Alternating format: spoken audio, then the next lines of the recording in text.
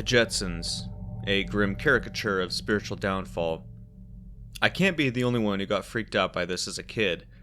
Watch the backgrounds in the old Jetsons cartoons. Look how their city is shaped. Where do they live? Is it truly the life one should strive towards? A monotone blue and grayish white sky encapsulates all. So vast, yet so claustrophobic. It is as if they are high in the atmosphere of their planet. So high, in fact, they have to wear space helmets outside of their homes, or the suffocation takes them. Watch the city. Lonely houses and establishments placed miles away from one another. All stand on freakish 1,000-mile-tall poles, the origins of which are obscured by smog. Who's there to say that these struts aren't rooted in a completely devastated, irradiated, polluted, and garbage-filled soil of our Earth? The planet we murdered to live up above. In those towers of solitude, the Jetson family calls home. Remember, all of these constructions the world of Jetsons have rely on spaceflight being available. Imagine a solar flare or an EMP phenomena hitting the city where the Jetsons live. All those people stranded on their tiny islands of habitable space, slowly withering away due to hunger and lack of clean water, not able to reach the local grocery store or a medical establishment. Just think about it. Your vehicle breaks or your helmet gets a crack in it. You are not merely inconvenienced and forced to walk to get food. Oh no, you actually die. A slow, terrifying, hungry death. They won't hear you scream. How terribly lonely and dull it must be to live in the world of the Jetsons. How soul-crushing. Never seen anything natural, like a lake or a forest. Everything is man-made, constructed, planned, and terribly fragile. A dark, foreboding reminder where humanity will end up if we forget our natural roots, if we betray our gods and morals. The Jetsons are both a monument and a mockery of the hubris of atheists, Elon Musk fans, utilitarian rationalists, transhumanists, and other filth like that. Do any of you remember the job George Jetson had? It was literally like that shit they made the guy do on Lost. He just had to sit there and press a button. A single round button, all day long. How dull, how uninspired, how unfulfilling. Look at his weak, girlish frame. That low onions guzzling manlet never hewn a log in half, never hiked the woods, never fought for scraps of food in a South American village. He was never alive. Aware, dangerous. Is it a wonder, then, that he is such a loser and a pushover to his slut wife? Will any of you lift a brow in surprise when you hear the news that George Jetson butchered his wife and ravaged his teenage daughter before offing himself? He is a time bomb. And here we have Jane Jetson, the future victim of her deranged, unfulfilled cuck of a husband.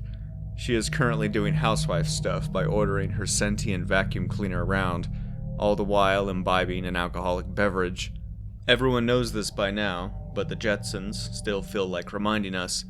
Alcoholism, as all vices, attaches itself to those and only to those who have no passion, no higher purpose, and no spiritual aims in life. She drinks because there is no God in our world. Well is no devil, only man, and how has man fallen? Look at their apartment. Look how intimidated they are by their machine she-slave factory, set to act like a stereotypical 19th century black woman. Walls or windows here, no place for privacy, no place for intimacy. Everything is in the open for anyone to see. On the left, do you see this thing? It is their version of a houseplant. But is it a plant? More like a bizarre and soulless modernist sculpture representing one. There is no greenery in the world of the Jetsons. No wild forests where animals and ancient gods roam. No fearsome jungles where the panther and the king cobra are still apex predators above all men. No sandy deserts where men prove their grit by the mere act of survival. No challenges. They thought it'd be better this way. They killed nature. They killed the natural order of things, thinking themselves above all of that. And now they are a doomed race. Never wish to be like the Jetsons, X. Never let the technocratic transhumanistic filth into your mind or your heart. This is the lesson that we are taught here.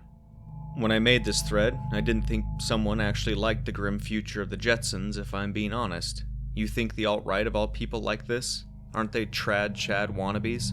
They should tear down the Jetsons, not value them. Now Redditors sound more like it. Their whole website is this, ooh, isn't it cool, Elon gonna place brain chips into us.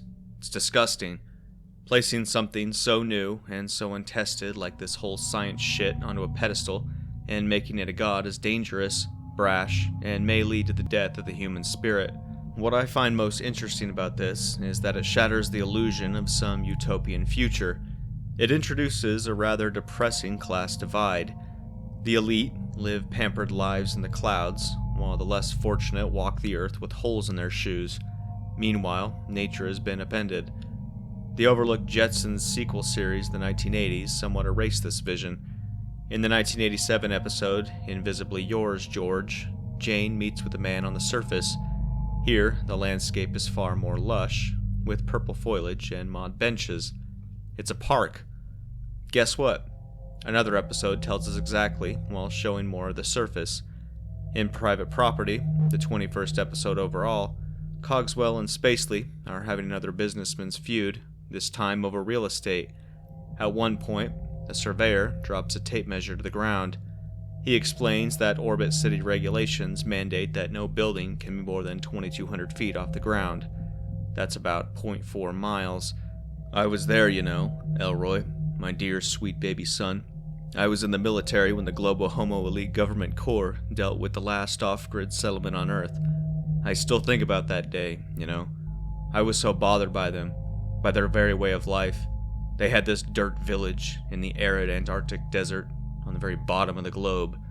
They lived off the things they grew in mud, crops that weren't even genetically modified. They hunted actual wild animals and used their meat for sustenance, made clothes and weapons out of their hides and bones. Can you imagine such a thing in our day and age? These off-gridders, Elroy, they weren't right in the head, you know.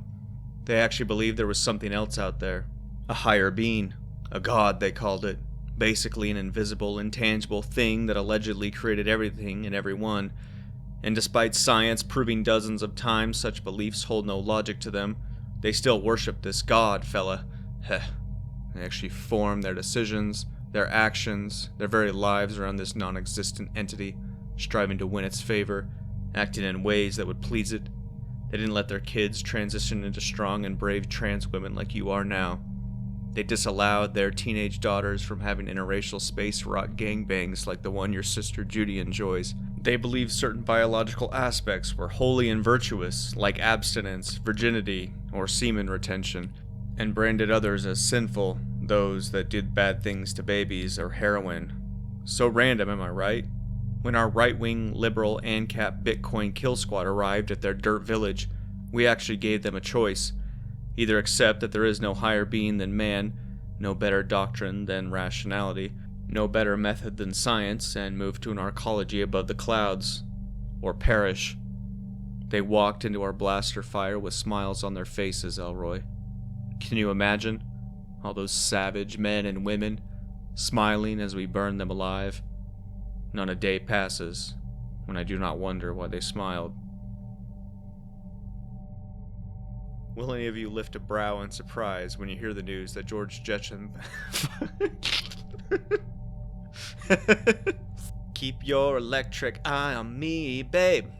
Put your ray gun to my head. Pressure space very close to my love. Freak out in a mood-edge daydream. Oh yeah. A most brilliant thread. Gangbangs like the one your sister Judy enjoys. They believe